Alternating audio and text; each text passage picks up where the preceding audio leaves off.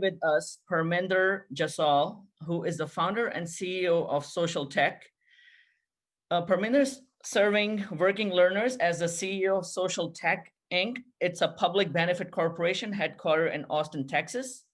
Parminder founded Social Tech in 2018 and also conducts research as the founding director of the Learn and Work Futures Lab at the Institution for the Future. Parminder's early perspectives are shaped by experiences at Fortune 50 companies such as Ford Motor Company, Atlantic Richfield Oil Company, and Lucent Technologies, along with co-founding startups. Parminder strives to apply foresight to promote positive culture shifts and improve inequities.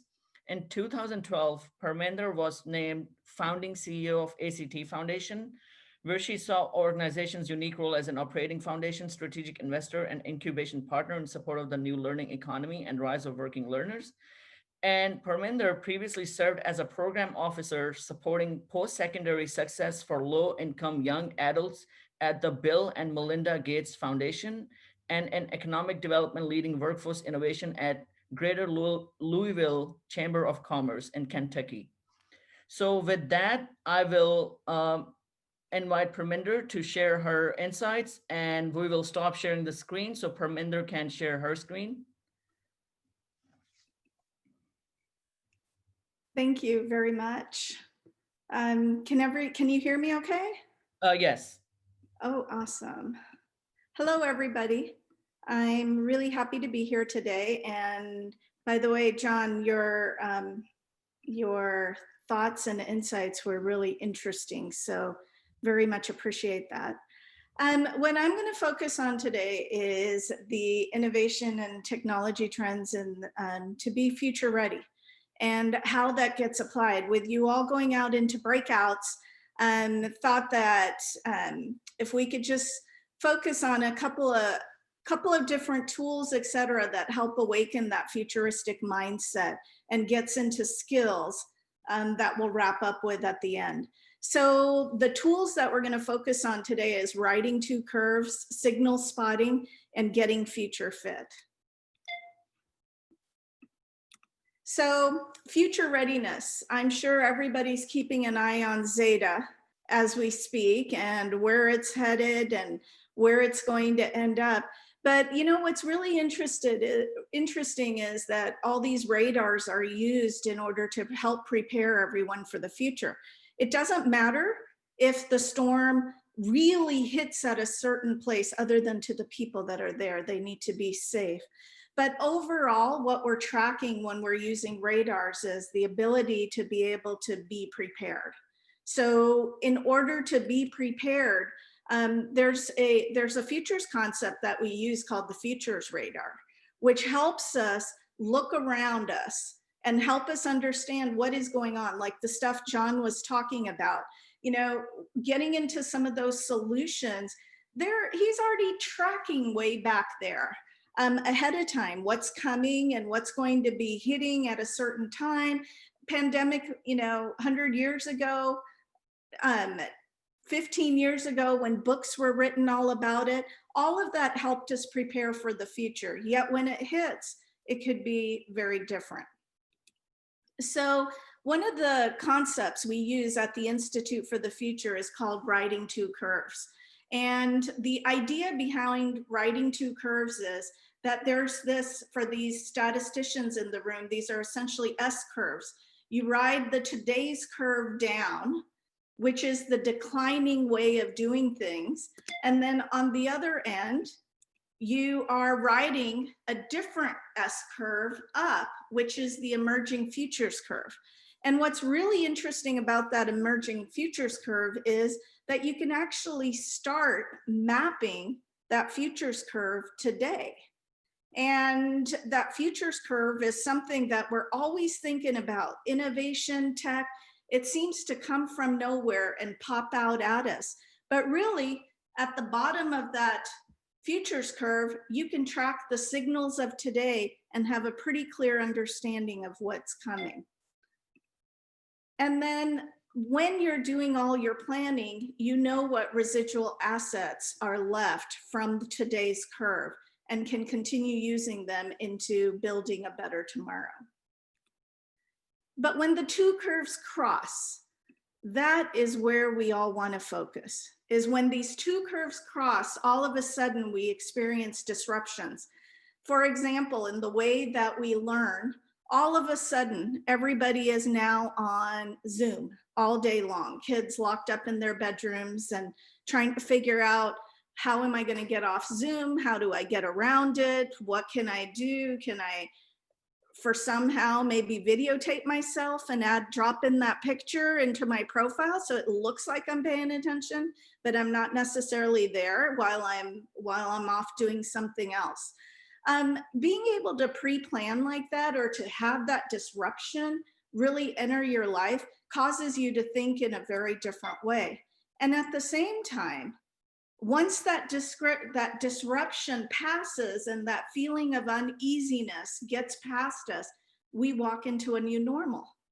Think about the smartphone. When those smartphones came out 15 years ago, people were like, you know what? I don't think that I'm ever going to get a smartphone of any type. But yet, you look today, you don't see anybody without a smartphone. And in the tech poor companies or countries, like in India, where I'm from, the actual mobile technology has leaped forward, their infrastructure there, because of the ability to take on a new technology quicker and absorb it into a population without having to disrupt an existing infrastructure. Those kinds of things are what comes from this two-curve framework. And when here at the Institute for the Future in Palo Alto, we're tracking declining and rising curves and tracking those disruptions. And that's essentially what we focus on, is what disruptions are happening where. So let's just think about the future of a student for a minute and map that out real quickly as how we can use the two-curve framework.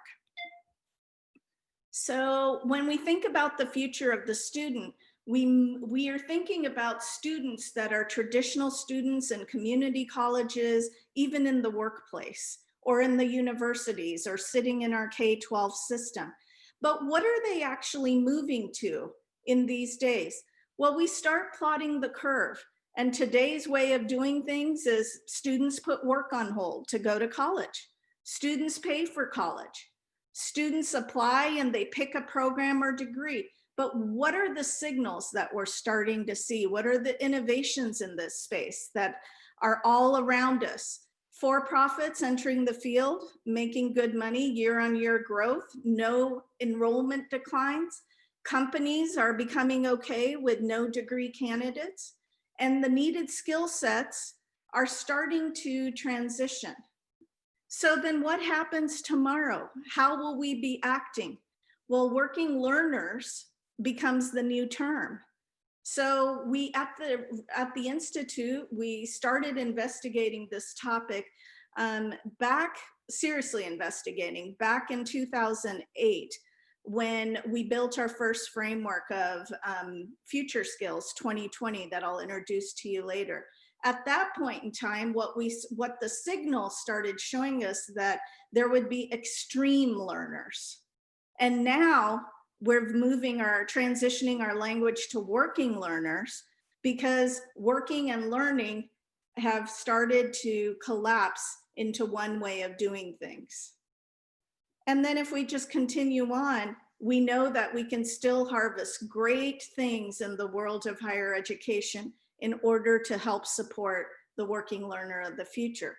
And then what strategies do we need in order to support them? It could be all the way from changing privacy rules in different ways and inventing new staffing models and creating new regulatory environments. Here's the kind of frameworks that come out of that kind of thinking. Future Work Skills 2020 is available at IFTF Institute for the Future's website. And in this framework, essentially what we've done is shown the drivers, whether it's extreme longevity, the rise of smart machines, or globally connected world in these big circles. And then when you get down to the skill sets that will be needed, notice This was projected a decade ago for 2020. You have skills like new media literacy that takes these drivers, it's color coded. The purple from superstructured organizations, extreme longevity, the green, and the blue from new media ecology that come together in order to create a new media literacy skill set. However, we took it one step further. And just a couple of years ago, we released this new framework, Getting Future Fit, future skills that are in 5 innovation zones, like befriend the machines, or keep it going, make yourself known, build your tribe, make sense. These future zones became really important. The thought of being able to have the skills in order to be agile in the future. Why agile? Because at the moment, we don't exactly know what's coming, but we do. And that's where the idea of signals starts popping up. So one of our very good friends at the Institute for the Future who drops in continuously is a sci-fi writer. Cyberpunk is actually his genre. And this is one of his most famous statements. This is on the outside of our building in Palo Alto, actually. The future is already here. It's just not evenly distributed, meaning that all the innovation and tech that you see, whether it is some of the things that John talked about, signals that are happening all around us. Some of us are able to become a signal scientist and actually take those signals to heart, investigate them, figure them out, and then go forward into the future. Whereas others of us, not so much. And becoming a signal scientist is how these types of things come about, which those frameworks or the frameworks that Alvin Toffler offered up in Future Shock many, many years ago. At the Institute for the Future, in our master files, the very first forecast was done in 1970 that essentially laid out what we're seeing today. The start of Amazon, the start of Upwork, the start of these companies that are now household names. So what's a signal? A signal is a unit of change that suggests different paths for the future. That's all that a signal represents. And how do you identify a signal? You know that it's concrete. You know that it's current within the last 18 months. And you know it's compelling. And how do you know it's compelling? It gives you it evokes an emotional reaction from you. So here's a good sign of artificial intelligence. A specific new application, voice-activated assistance for kids. And nothing new. Everyone's talking into their phones every day, Siri, whatever, whatever you favor, Alexis, whatever. So what happens is you ask yourself, what difference will this make? As a signal scientist, you ask yourself, what difference does it make? When we feel the curve of today and the curve of the future cross, we experience a disruption, which then we have a tendency as people, as humans in this world, we just want to ignore it. If we can, we try to put our blinders on, or if I'm working in education, what I'll hear a lot of times is, you know what, I'm going to be retired by then, so I don't really have to worry about it. Or we'll hear other types of things like, well, that's not in my area, that's not my job. And so becoming a signal scientist and asking yourself, what difference will this make, is a really important innovation trend that keeps being overlooked. It gets set into long-term studies or risk assessment, or the people in the basement that come out during strategy and planning time once a year. But that basic skill set of being able to think that through now as to what difference it will make. And watching the world in a very different way is key to the future. So what difference will it make? I pulled this chart just this morning for you all. Voice activated assistant users. This is Google Home, Alexa, Siri. 13% of adults 18 plus have used a voice activated assistant in the last 30 days. Here's what really caught my eye. Annual household income. Under 50,000. You know, and this is a small sample size. 41.7% income is under 50,000 that are using voice activated assistant users. From my perspective, I actually thought that this would be flipped and that higher household incomes would be using voice activated assistants. In the education world, this has huge bearing on how we're going to teach and how the generations are going to learn, depending upon where they're coming from. So when we're thinking about an equitable, sustainable future, this is an emerging trend or a signal that I would drop into the future of learning to really pay attention to. So that is exactly what we started to do. We started to think really hard about what is going to be required with all this innovation, technology, these terms, AR, VR, AI, bioinformatics, biomedical, everything merging together. This cross-disciplinary thinking, cross-context. You know, we've had a trend within higher education where multidisciplinary was like the biggest buzzword for a long time, to start crossing things. And rather than thinking about an individual being an expert only in one thing, but how do you apply it in different areas? What we came to the conclusion at the Institute was that there is this basic skill that so many of us actually overlook in the education space when we start connecting, working, and learning. And that is the skill or the foundation of learning how to learn.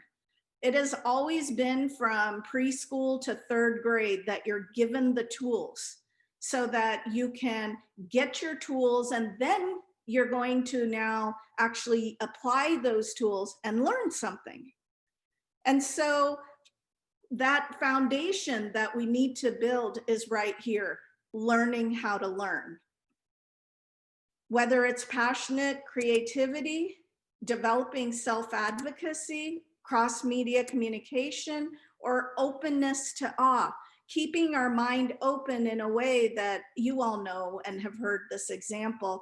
You have a spoon, you give it to a kindergarten, you ask that kindergartner, what do you do with the spoon? And they're like, well, you dig with it. You can use it to hit your sister with it as a weapon, or you can stand on it and get this much higher in order to reach something. You ask an adult and they'll tell you, yeah, you eat with it. There's like one reason for a spoon. So that openness to awe. So what we developed in that framework that had the different innovation zones was this future fit circuit. Learning to learn is that foundation. And what's interesting about the framework, it's built on a platform which is about learning together and learning on your own. That both those pieces have to come together as a very, very basic skill in order to be ready to go for the future. The innovation zones: make yourself known, befriend the machines, build your tribe, make sense, and keep it going. The 5 innovation zones come together for the future. It's not to say that there isn't technical expertise. The technical expertise embeds within those. And the 15 super skills come out of these 5 innovation zones in order to help produce an agile individual for the future. So befriend the machines. What does it mean? There's 3 super skills associated with, and by the way, this is all available on the Institute for the Future website. Befriend the machine, AI, IQ, digital fluency, and simulated action. They're pretty self-explanatory. So what I'm going to do is give you a signal. This is AICD beta, the creative director. Please meet the creative director at McCann World Group in Japan. Beta is the new boss and has a team of creative directors that report to him. And Beta has put together commercials that have actually won awards. What's interesting is when I show this signal, the thing that hopefully your mind jumped to is, wow, you know, Uber dispatches 1,000 drivers a day, and people on the drivers on their phone are being told by a robot who to pick up, where to go, when to drop them off, how to do it. They're not being told by a person, they're being told by a robot on what their job is and what they need to be doing. And they have accepted this as a way of moving forward. What difference does that make? That is the question we ask ourselves. I'm going to give you an example here. This is a personal example, personal signal as I saw it. My son, he wanted to go out for a motorcycle ride, and he walked out to the garage, came back in, and his face was wet. And I said to him, I said, Skylar, you need to go ahead and grab all your rain gear and make sure you don't go where the creeks are, because it always floods here in Austin, Texas when it rains. And he goes, Mom, it's not gonna rain. And I'm like, really? And he goes, yeah. He had his app up. He was staring at his app. He goes, it's not gonna rain. And I'm like, son, your face is wet. What do you mean it's not gonna rain? He's like, oh no, in my app it says it's not gonna rain. So he leaves the house and comes back drenched in 5 minutes because it's rain. He ignored the fact that there was wetness on his face, it was cloudy outside, and it was actually sprinkling already. The idea of how you rationalize and how you actually learn and take things in is dramatically changed as we integrate machines into the future. Here's another example for the counseling and advising that's going on. You know, lawyers, I'm sure many of you here are probably lawyers. Some lawyers practice, some don't. The interesting part is the skill set that somebody gets. Here's a signal of the world's first robot lawyer.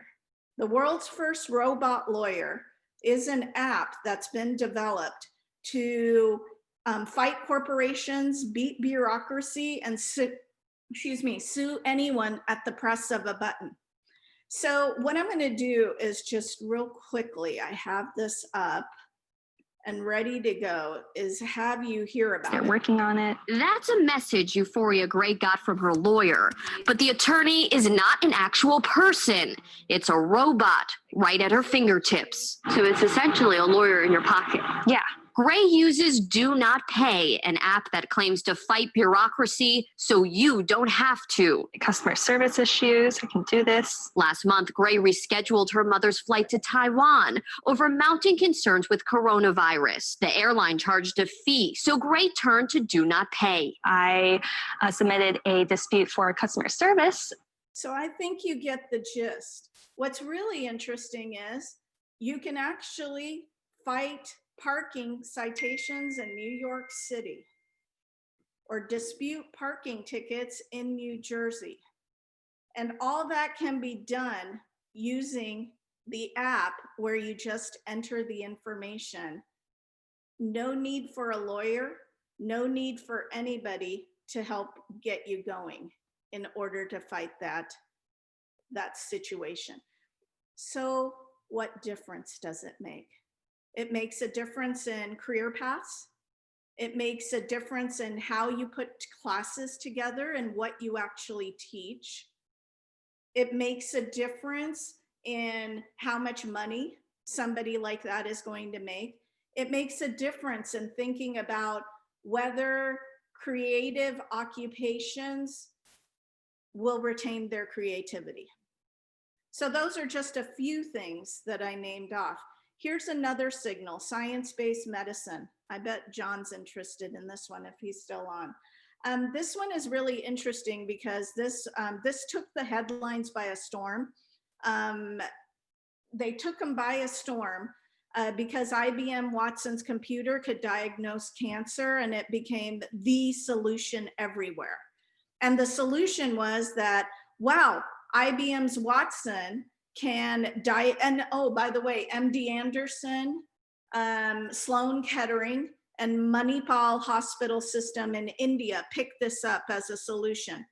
And what became interesting was the reason they really wanted this type of IBM Watson, because they felt like this Watson could do the diagnostics that generally a physician does.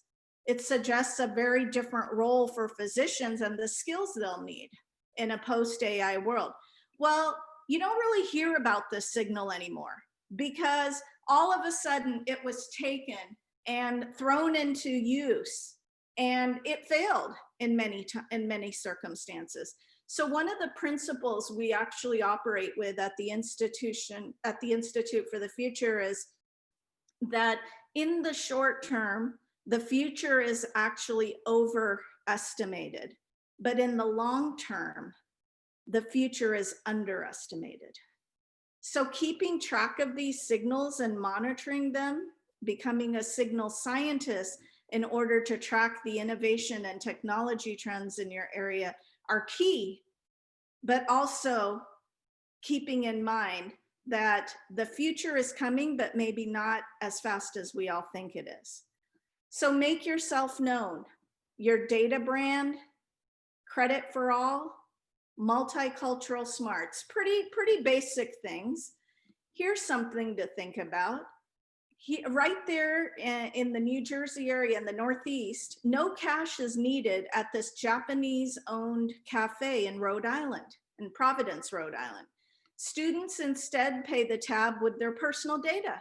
Now, why would anybody even allow this? Why would students even allow this? Here's a new way to get a job. A new way to get a job in such that when you provide your personal data for a free cup of coffee, you give them all the information that you would from a resume, give it to the cafe directly. As a college student, you are on top of the world. You didn't spend the $5 for a skinny latte. And instead, you gave up your data.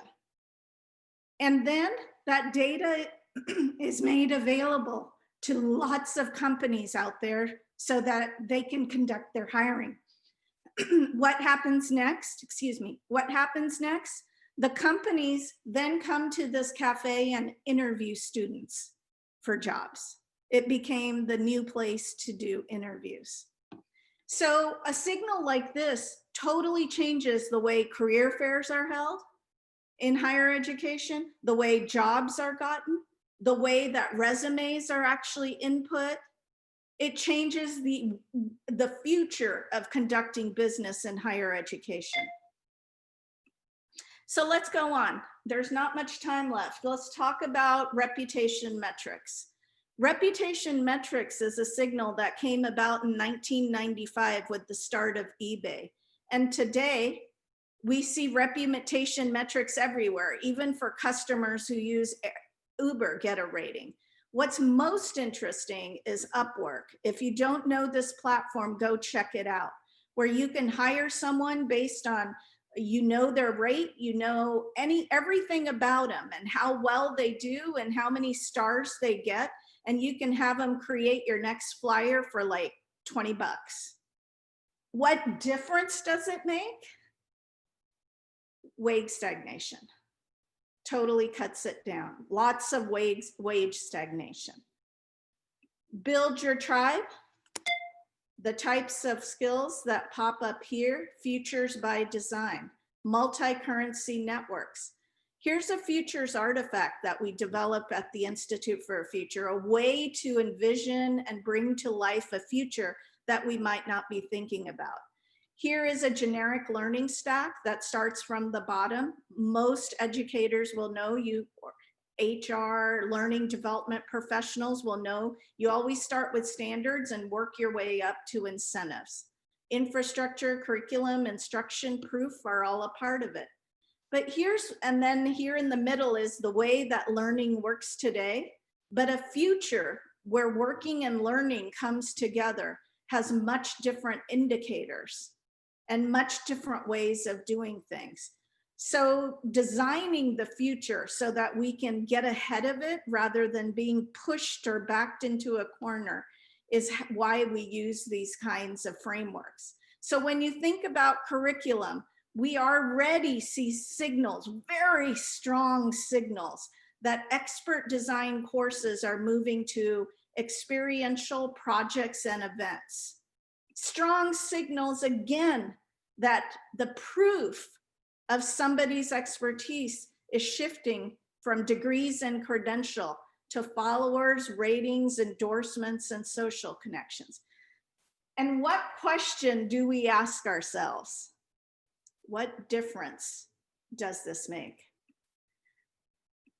So what I'm going to do is just kind of play to you one of our other futures artifacts that we use are being able to create videos. Your like ledger this. account tracks everything you've ever learned in units called EduBlocks.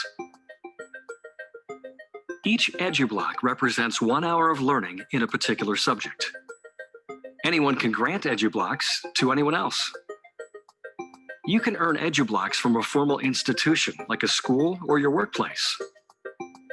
But you can also earn them from individuals or informal groups like a community center or an app.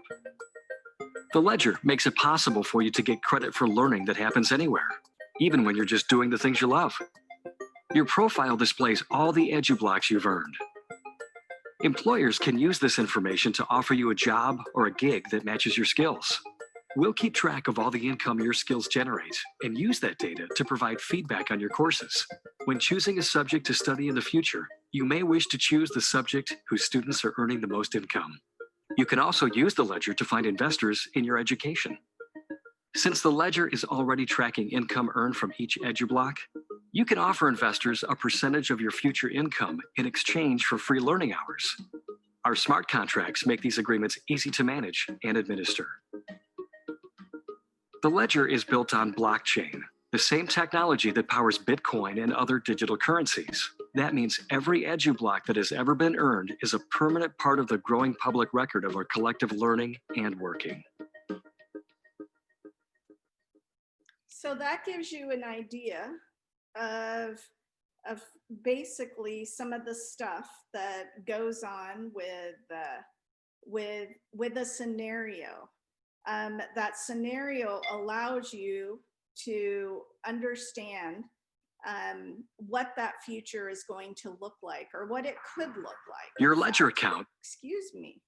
I am trying hard to get out of it and it won't let me go. So let me do it this way. So I have quite a few signals here that I'm going to just wrap up with. And this next one is in the make sense space. So in make sense, I think what is most apropos here is the idea of social learning, a cluster of signals that bring to life a possible future. I want you all to see this because when we think of learning in such different ways today versus the future. Over the coming decade, eye tracking will enter the 3D world of AR and VR. For both learning and marketing, it will not only track what you're paying attention to, It will also become your content controller, helping you zero in on what's more important or exciting to you. And to measure your level of excitement, facial recognition software, enhanced with artificial intelligence, will begin to read your emotions as you move through your immersive experiences. Your feelings about the experience, whether it's a product or a learning experience, will guide what happens next. If you're bored, the subject will change. If you're absorbed, you'll go deeper. All of it tracked in your personal digital record. I think what's really interesting about all of this is that when you put these signals together, that is when you actually start seeing the future. And, and it's not a singular future, but it brings together all of the signals that are happening around you in a picture that you can actually begin to plan for and understand what skills you're going to need in order to be successful.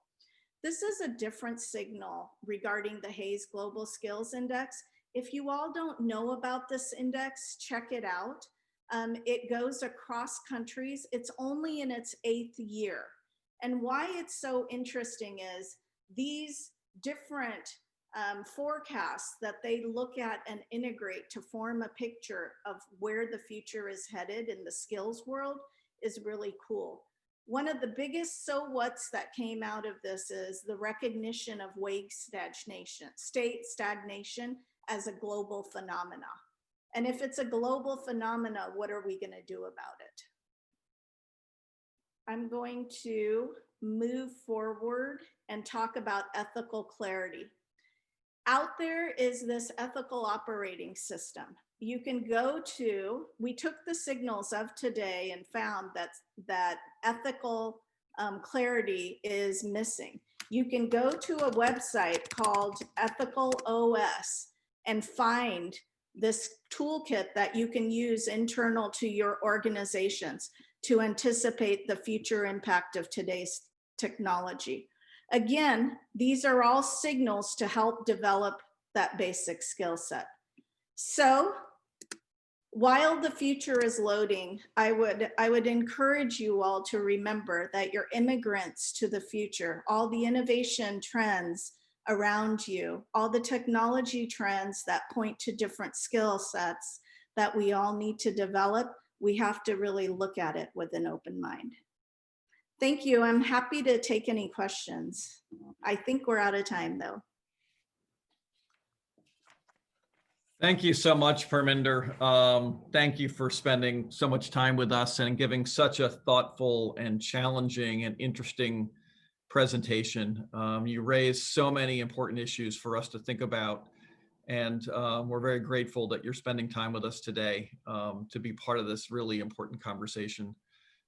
We have met Parminder through the work that she is doing in terms of engaging adult learners, and Parminder, hope to continue those conversations, but really appreciate your broad perspective on this changing world that we live in.